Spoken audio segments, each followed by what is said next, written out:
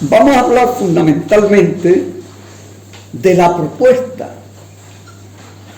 que el Papa Francisco sugiere para afrontar el descuido que ha convertido la vida y la tierra en un desastre, para responderlo desde el cuidado.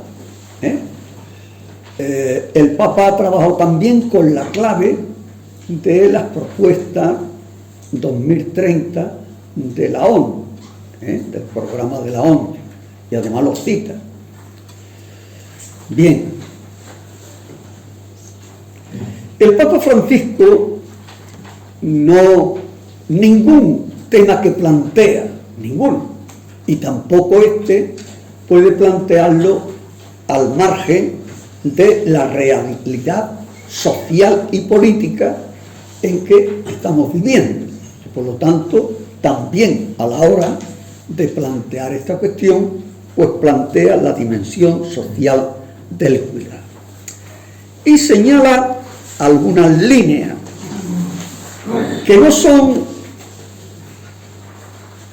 propuestas técnicas, sino que son más bien orientaciones para que cada uno y cada colectivo vea cómo se puede ir eso adecuando a la realidad, y una realidad que sea progresiva y de avance.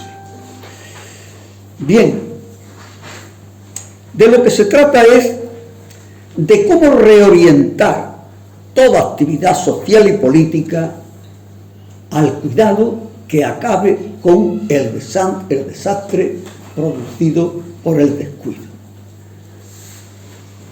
Yo he tenido hoy un descuido, que me dejé aquí el bolígrafo, y cuando he vuelto, otro ha tenido el cuidado de guardarlo. Bueno,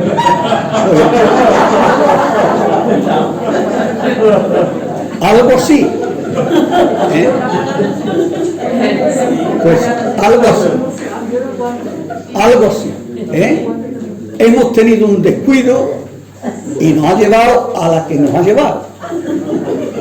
Pues ahora tenemos que, a ver, ¿cómo fomentamos un cuidado que repare las consecuencias del descuido? Bien, para ello el Papa parte de una especie de resumen que él hace del documento Laudato Si.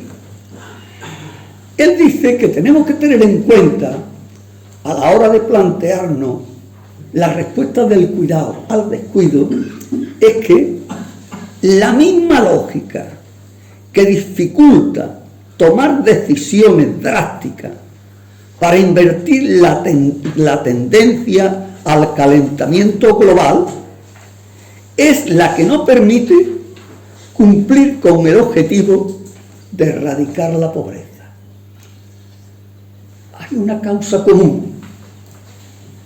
Lo que está impidiendo afrontar el desastre de la tierra es la misma causa que está dificultando el que se pueda abordar el problema de la pobreza en el mundo.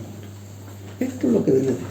Y por lo tanto, cuando él hace sugerencia de cambiar la tendencia de la sociedad, lo está planteando todo y va a tratar de plantearlo todo desde esta doble perspectiva que es la misma. Cuidado con la naturaleza, cuidado con los empobrecidos.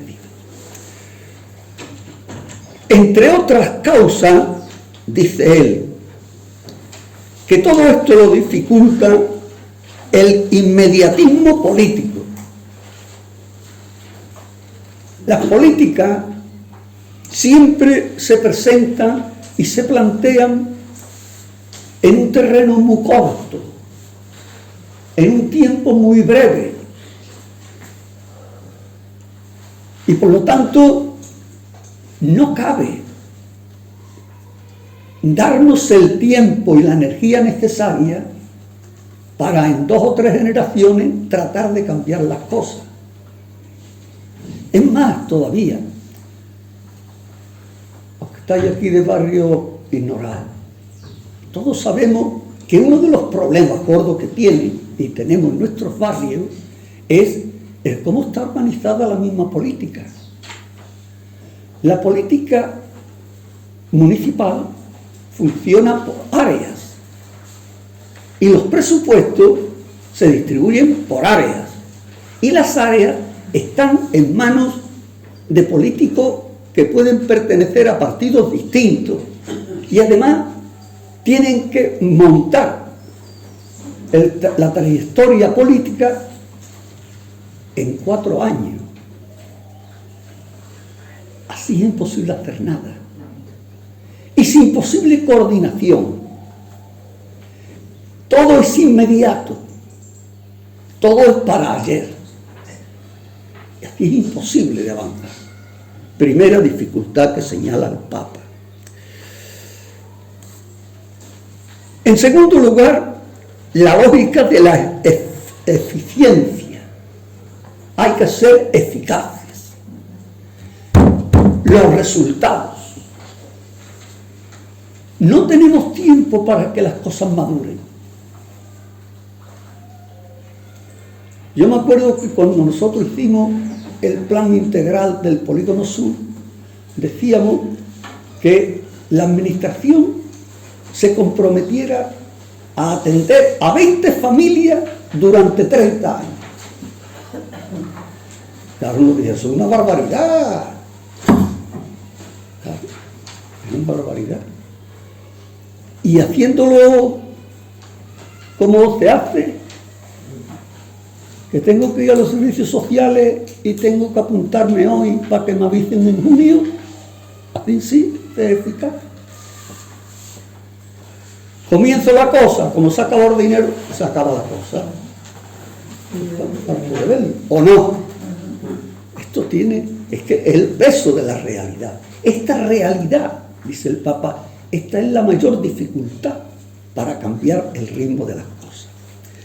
En tercer lugar, señala él el sometimiento de la política a la economía y a la tecnocracia.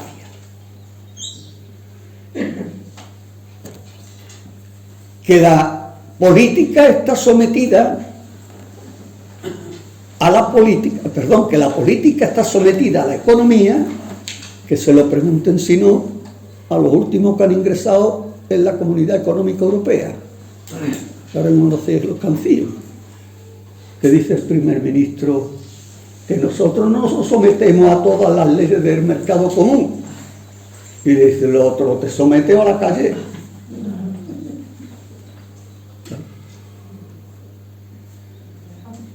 Es un sometimiento total. Los estados regionales o nacionales no tienen autonomía ninguna para decidir. En materia económica, nada. Están totalmente sometidos a las directrices de los marcos internacionales. Y ese es otro problema. Poner de acuerdo a 17 o 20 estados, son ya los del mercado común, ¿no? ¿Cuánto? 17, ¿no? 27. Bueno, eso, mientras esté Inglaterra y Francia, imposible, ya ha ido uno. Esto es tremendamente difícil. Y sobre todo el estar sometido a la tecnocracia. Fijaros el detalle. Basta cerrar un grifo de gas para que todos los países entren en ruina. Los mercados españoles han estado durante el COVID a punto de cerrar porque faltaban componentes que tienen que venir de China. ¿Tiene eso de positivo? Que se fomenta la interdependencia. Pero claro, es que la interdependencia nunca es igual. No es igualitaria. Normalmente es de país pequeño con país fuerte. Y por lo tanto lo que se genera es una dependencia. no interdependencia. Este es otro problema gordísimo. Bueno, frente a esto, Francisco, y de manera general, propone, por lo tanto, un cambio en los valores y en las actitudes de las personas, y de cambios en la sociedad, en la cultura social, si queremos un futuro justo y sostenible en la vida y en la tierra.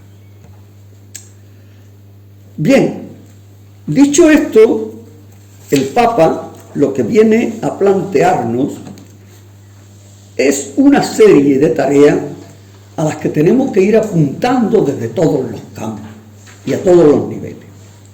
En primer lugar,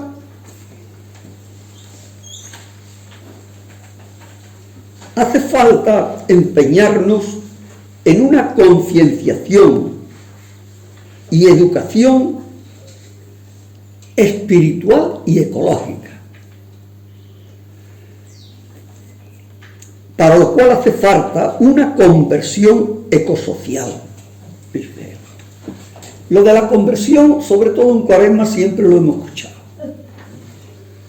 Lo de la conversión socioecológica es la concreción que en el ahora de nuestro mundo formula el Papa Francisco.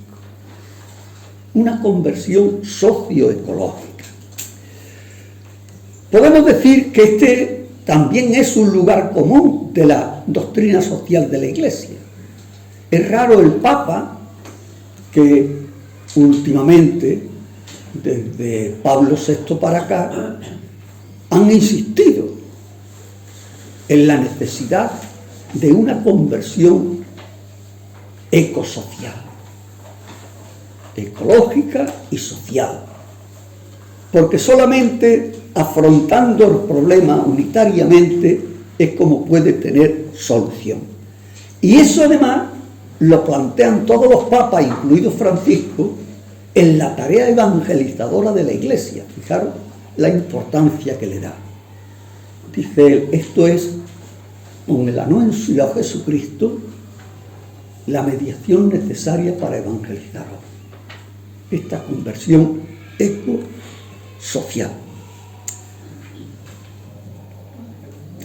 Por lo tanto, aquí se expresan un conjunto de pautas que apuntan a lo que ya anunciaba San Francisco de Asís, de llegar a llamarnos hermanos y de llamar hermanos a todos los animales, a todas las plantas y a todas las criaturas.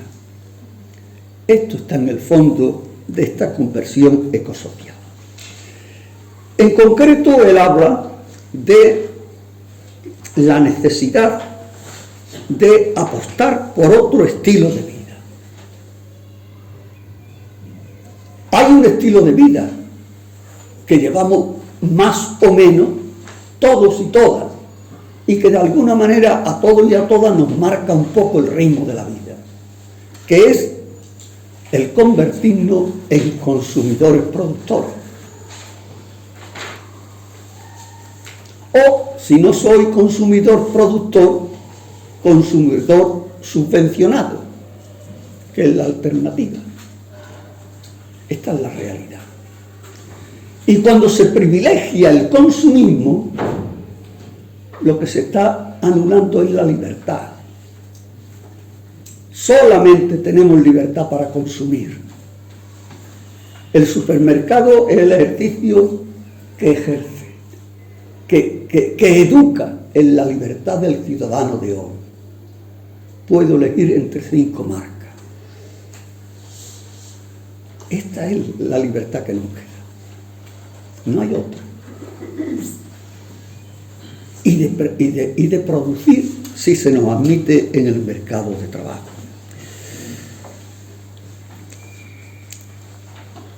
Ahora tenemos nosotros que sobreponernos a ese entrenamiento consumista. No creáis que esto es fácil. ¿Cuántas veces hemos intentado hacer un boicot a un supermercado para que no venda tal o cual producto.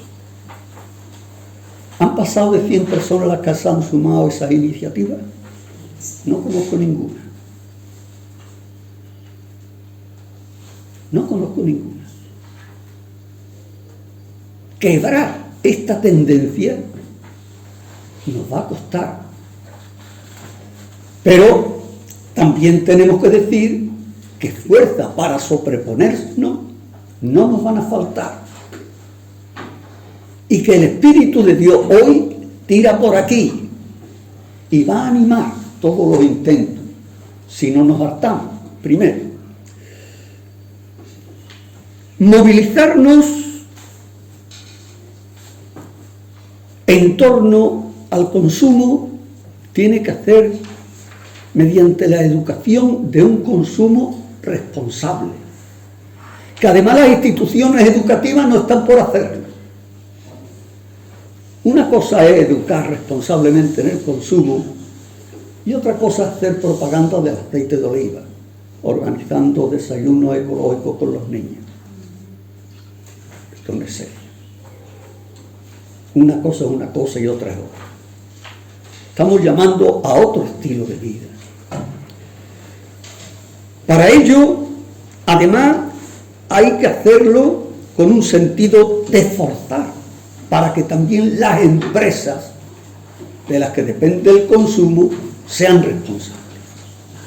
Y ahí también tenemos un conjunto de dificultades, que también podemos sobreponernos a eso. En segundo lugar, hay que educar para una nueva alianza entre la humanidad y el medio ambiente. Mirad, yo creo que es verdad.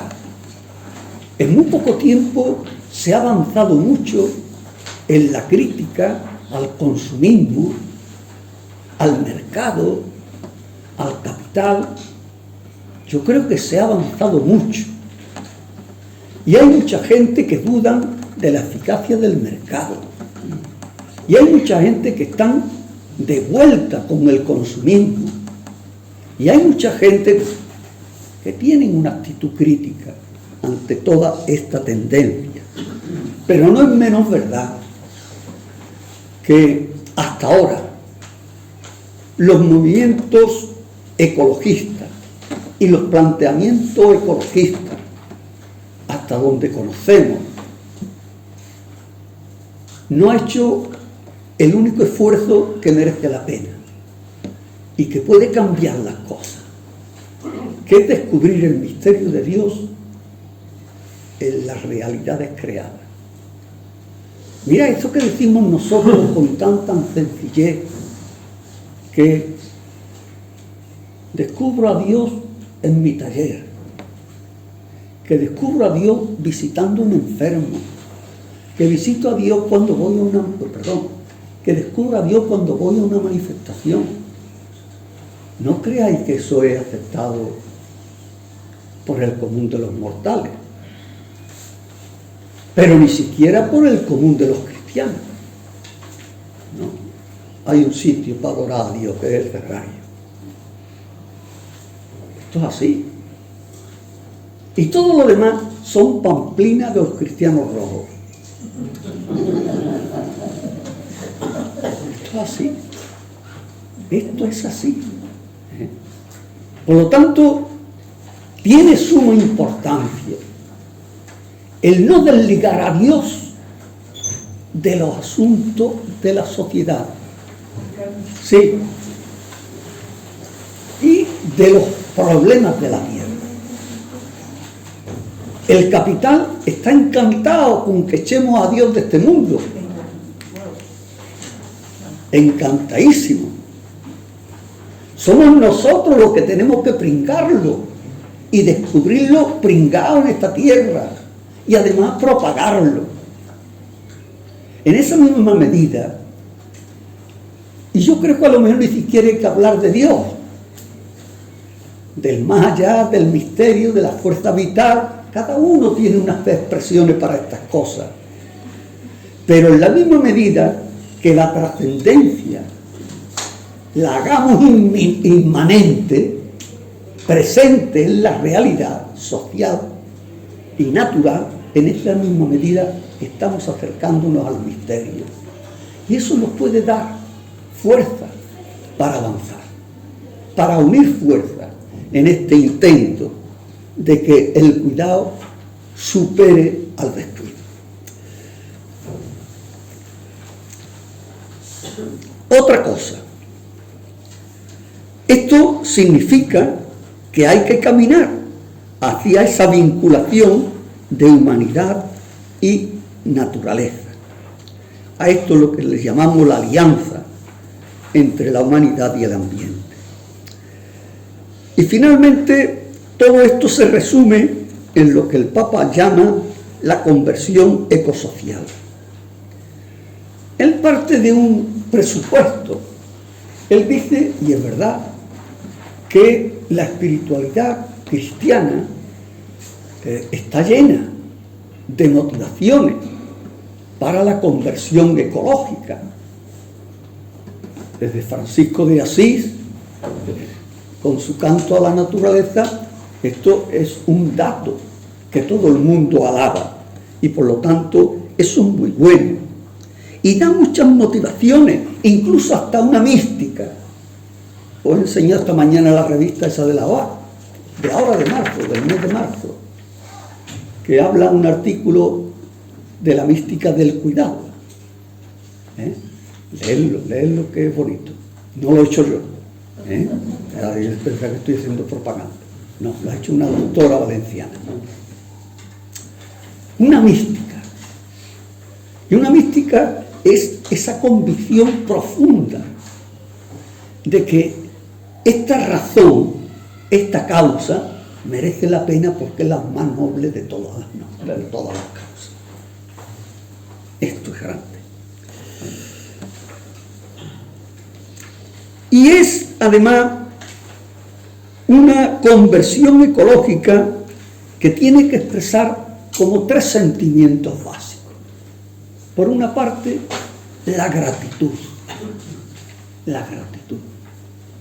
Si tratamos de cuidar a los pobres y tratamos de cuidar la tierra, es porque nos lo dan todo.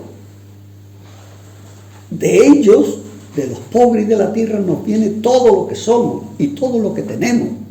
Por lo tanto, la primera actitud es de gratitud. Y la segunda nota de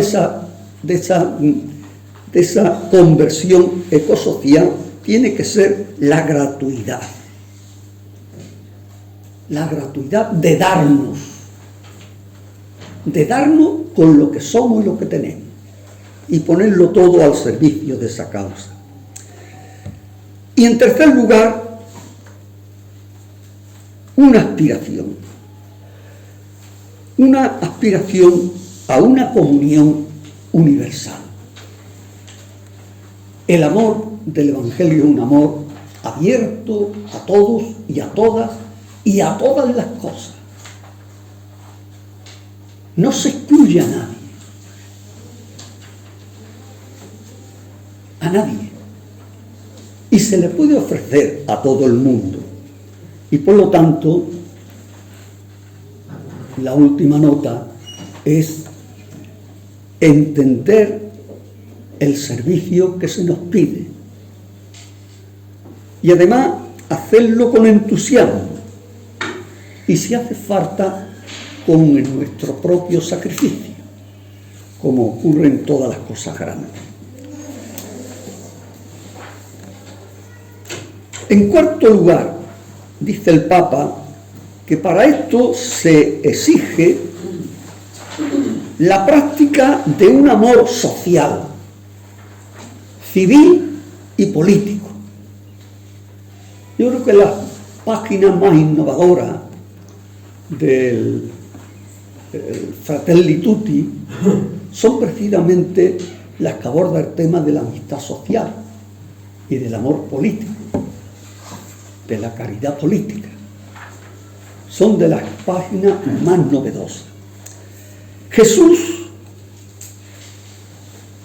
y en Jesús, el amor es una realidad totalizante. En el amor de Jesús nada humano queda al margen. Y en Caritas Veritate el Papa lo recogía, el Papa anterior, Benedicto, recogía esto mismo con una frase antológica: todo amor, incluido el amor sexual, es expresión del amor de Dios. Todo amor es expresión y encarnación del amor de Dios. Yo creo que esto nos tiene que dar prueba de a dónde podemos llegar. Bajo esa convicción tenemos que sentir la responsabilidad por los demás y la responsabilidad para con el mundo.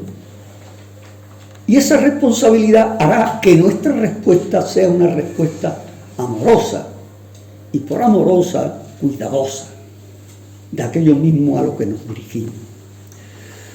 El amor, además de ser expresión del cuidado mutuo, es y debe ser compromiso civil y político, y por lo tanto un cuidado que incluye la justicia,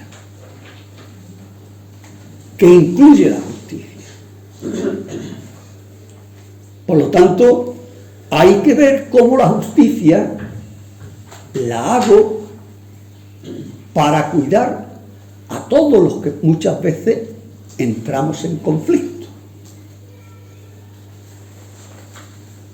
Y dice el Papa, no se mide igual al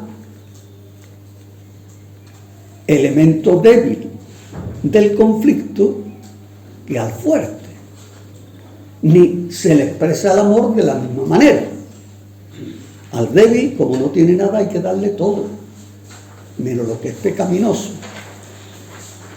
Al rico hay que quitarle todo, porque precisamente en ese todo que tiene está su pecado. Muy claro. Dice, esto es ser justo, pero buscando su bien, el de los dos.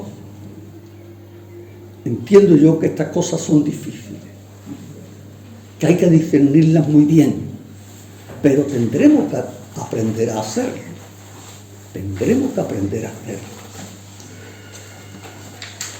En ello, dice el Papa, está en juego no cualquier cosa.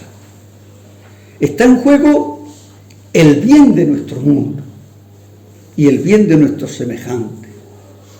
Y en buscar el bien del medio ambiente y de los hermanos está la posibilidad de nuestra santificación, especialmente la santificación de los laicos, porque el tema del testimonio y la evangelización en el mundo es un tema eminentemente laical, y él lo plantea por ahí.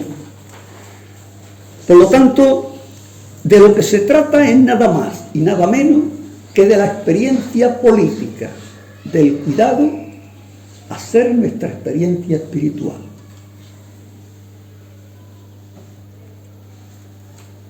¿Se entiende eso? Nuestra experiencia espiritual nace ahí. Y es una experiencia política que para nosotros es experiencia espiritual y mística, que hay un lugar para celebrarlo, que es la oración. La oración de comunión, decían antiguamente los tratados de mística y espiritualidad. La oración de comunión es que no soy yo el que reza, sino conmigo están todos los con los que estoy trabajando y viviendo cada día, y en mí están rezando ellos. En mí están rezando ellos. Oración de comunión. Bueno, para esto hace falta también un par de cosas. En primer lugar, hace falta vivir una política, o vivir la política, como vía para hacer realidad el sueño del cuidado. Hoy por hoy, el cuidado que estamos viviendo y hacemos lo que se puede, tiene que ser también un tema de sueño. Esto hay que hacerlo más grande, más hondo, más amplio, más social, más compartido, más extendido. Estaremos de acuerdo en reconocer que la política es precisamente la actividad de los seres humanos para cuidar la vida y responder a las necesidades de los que formamos esa sociedad. Por lo tanto, en un sentido amplio, la política es la acción del ser humano como ser social. Y en ese sentido también la política pertenece a la misma naturaleza humana. Por eso el Papa dice que es la más noble de las tareas y que es la mejor manera de expresar la caridad, la política. Para ello tenemos que vivir una política que afronte el grito de los pobres y el grito de la tierra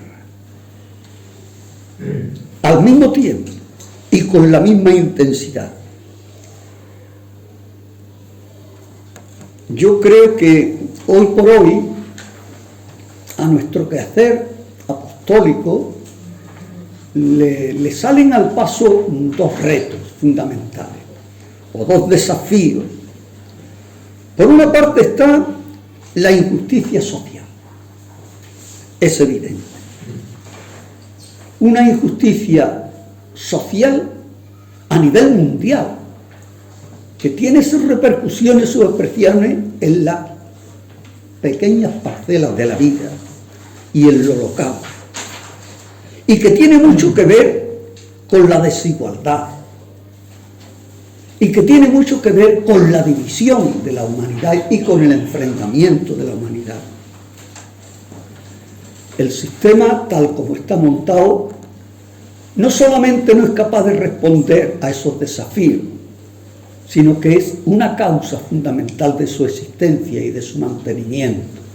Por lo tanto, poco podemos esperar de ahí. Pero tenemos que hacer que esa política sea una forma de avanzar en el bien común. Ese es un servicio, un cuidado que se necesita. Hoy más que nunca tenemos que hacer esta política si queremos realizar el sueño del cuidado y de un cuidado integral. En segundo lugar, una política que afronte el otro desafío, la injusticia ecológica. Los que explotan la tierra la han llevado a esta situación de enfermedad. Y cuando la tierra enferma, enfermamos los que la habitamos. Y cuando enfermamos los que la habitamos, nuestra vida incide en enfermar aún más a la tierra. Y así la escalada agresiva va haciendo cada vez más difícil la cuestión. Por lo tanto, la tarea política se nos tiene que convertir en una tarea teologal. La tarea política tiene que ser para nosotros el luchar por el descuido para implantar el cuidado,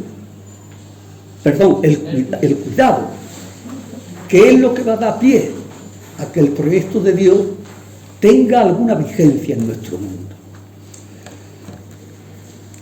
Estamos frente a una política antivida y nosotros tenemos que hacer una política que sirva para la vida. Estamos en una política esclavizadora y tenemos que ir a una política liberadora. El Papa quiso significar esta doble característica de la política en la que vamos en que sea una política de la triple T: trabajo, techo y tierra. Tierra. Es decir, el trabajo como medio de vida y de organización social, que esto muchas veces se nos olvida, y de valor prioritario de construcción del mundo, la casa como hogar y sacramento del hogar tierra, y el techo, perdón, no, me queda uno, el techo, la tierra, el trabajo, como medio de colaboración y de cooperación de todos por el bien de todos. Una política, por último, que haga soñar, cuidar y generar igualdad. Mirad, para todo esto lo primero es compartir el sueño del cuidado. No todo el mundo estamos en esta página. Y hay muchas razones para no estar, también es verdad. Porque claro, hay mucha gente que han soñado, pero no se han despertado todavía del sueño. Claro.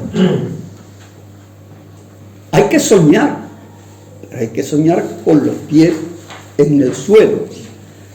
Soñar, el sueño del cuidado, es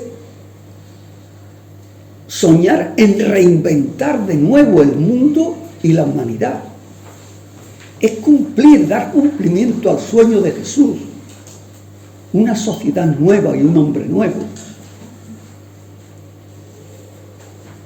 Es un sueño demasiado grande, que uno solo casi no lo puede mantener. Por eso hará falta, ¿verdad?, una comunidad que nos ayude a soñar sin quedarnos en el sueño. Lo segundo será el practicar un cuidado amistoso,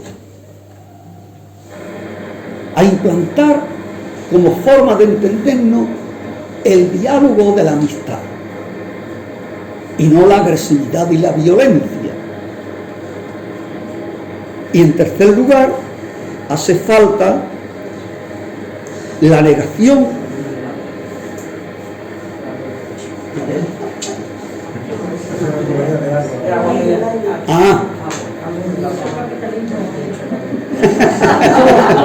hay alguien soñando.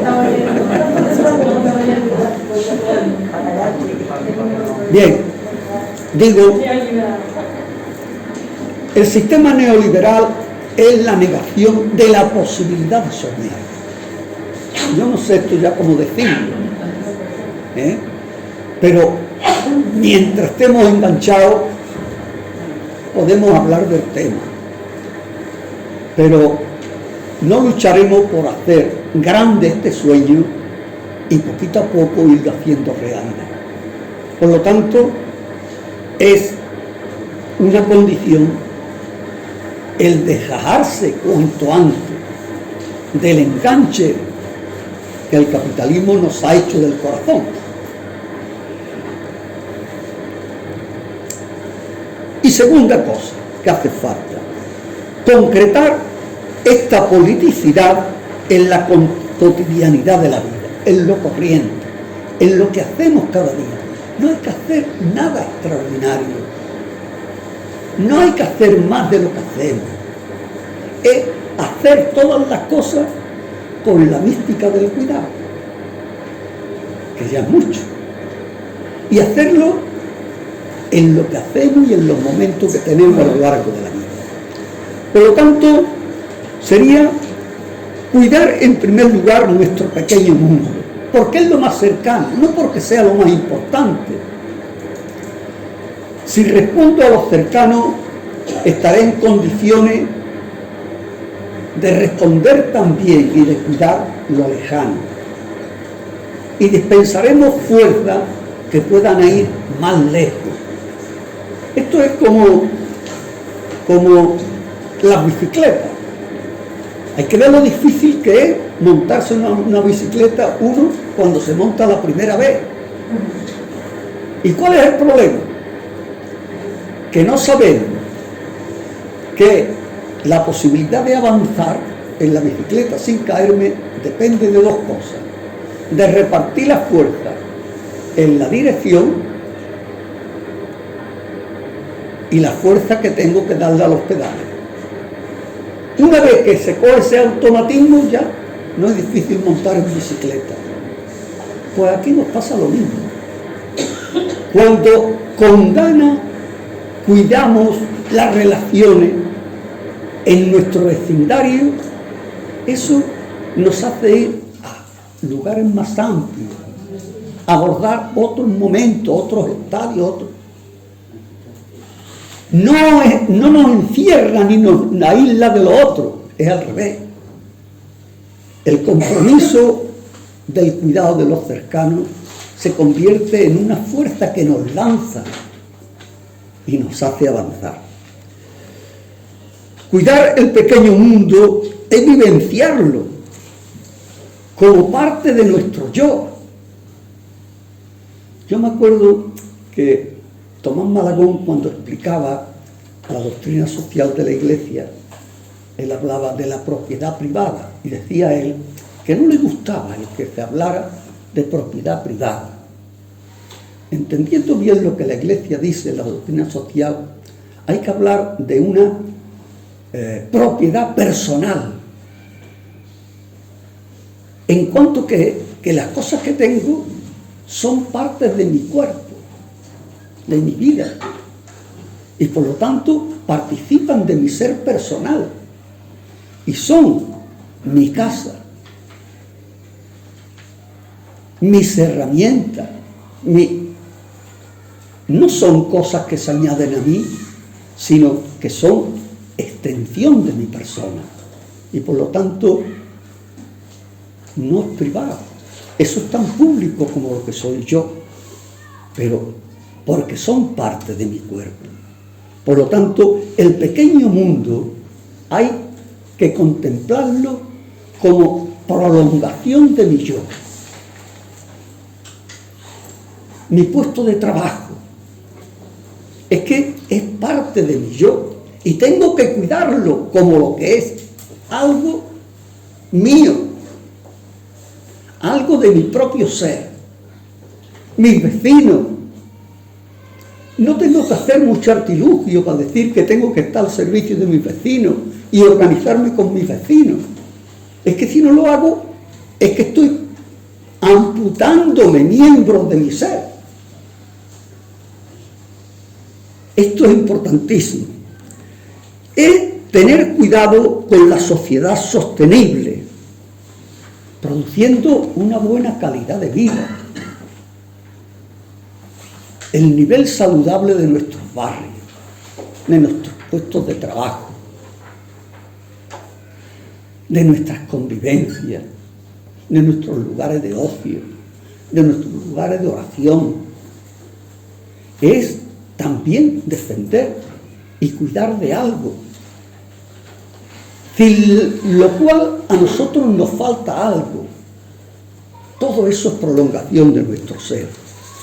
Es el cuidado del otro, esto ya hemos hablado bastante, y sobre todo el cuidado con los pobres y los oprimidos. Cuidado con nuestro cuerpo y también cuidado con nuestra alma. Hay un hindú que dice que la mejor manera de cuidar de nuestro cuerpo no es ir a la peluquería, como decíamos esta mañana. La mejor manera de cuidar de nuestro cuerpo es cuidar el espíritu que lo anima. Cuidar del espíritu que anima mi cuerpo. Cuidar mi cuerpo es cuidar el espíritu que anima a mi cuerpo y que le hace ser lo que es. Claro, esto es importante. La salud, según la Organización Mundial de la Salud, es mucho más que un estado. es una actitud. Hay enfermedades que a unos los convierte en unos gigantes, salen fortalecidos de la enfermedad, y hay otros que los hace unos enanos y los debilita tan hondamente que parece que están muertos. Por lo tanto, no es un estado, es una actitud. El cuidado es lo mismo. El cuidado es la actitud de creer que eso es positivo para todos. En la misma medida en que yo cuido, el otro me va a cuidar. Pero no porque haga nada por mí, sino porque como voy a estar viendo permanentemente su necesidad, tendré que seguir cuidando de él. Y eso es lo que me ennoblece. Y eso es lo que da sentido a mi ser. Nuestro ser se cultiva mirándonos en el otro, que para nosotros es como un espejo. En el otro podemos verlo. El otro nos ayuda a ser lo que somos. Esto es tremendamente importante. Cuidar nuestra salud significa mantener nuestra visión integral de las cosas, buscar siempre un equilibrio por construir el cuerpo, la mente y el espíritu. ¿Con la visión de quién? Pues tendremos que pedir ayuda a veces al médico para el cuerpo, al terapeuta para la mente, al hombre del espíritu para nuestro espíritu. Y aunando todas esas cosas, juntos trabajaremos la totalidad de nuestro ser humano. Cuidar el espíritu significa cuidar de los valores que dan rumbo a nuestra vida y de las significaciones que generan esperanza más allá de nuestra muerte. Cuidar el espíritu implica colocar los compromisos éticos por encima de los intereses personales o colectivos. Esto es importante. Cuidar del espíritu demanda alimentar la brasa interior de la contemplación y de la oración para que nunca se nos apague. Cuidar el espíritu es cultivar el realismo de nuestra plena realización, porque la muerte derriba todas las barreras que la dificultan. La muerte es una liberación.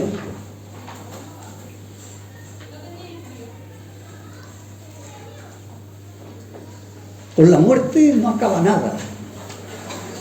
Más bien hay que decir que empieza todo.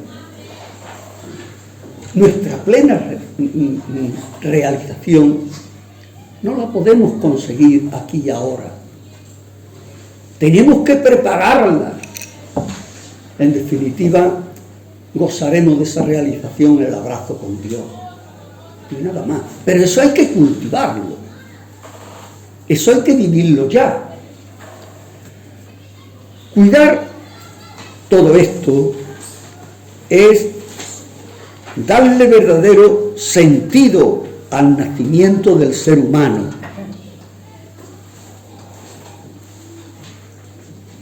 Qué desgraciada vida, cantaba aquel.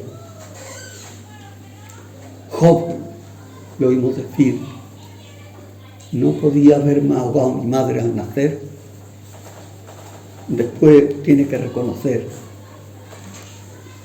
que él solamente había visto a Dios por la espalda, pero nunca lo había visto cara a cara. Y la enfermedad me ha manifestado a ese Dios que me ama. Cuidar de nuestra travesía en este mundo es una comprensión esperanzadora de la muerte. Es cultivar nuestro deseo de lo infinito, impidiendo que nos identifiquemos con objetos finitos. Somos mucho más de lo que podemos hacer y de lo que los demás puedan decir de nosotros y hacer por nosotros. En fin, cuidar de nuestra vida para servir y cuidar mejor de los demás es realizar la gran experiencia de los místicos, la vida amada en el amado, decía el místico Juan de la Cruz. La vida amada en el amado. Esto es cuidar, para ser cuidadores de los demás.